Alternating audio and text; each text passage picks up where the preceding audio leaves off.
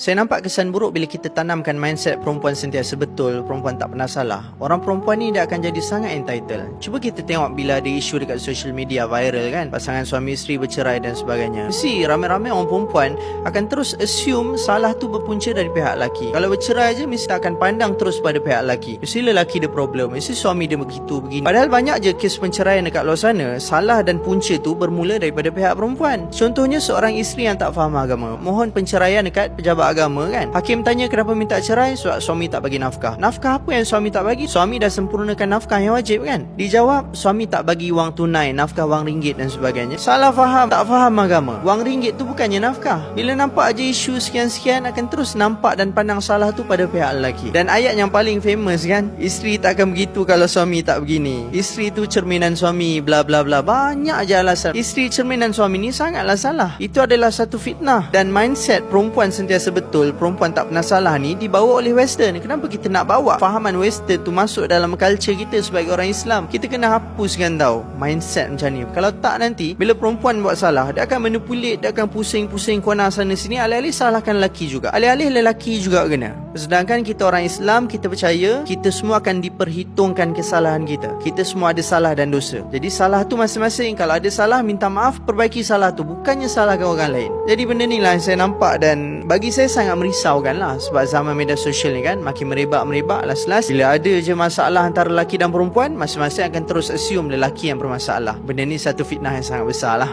Tak marah tau, nasihat je.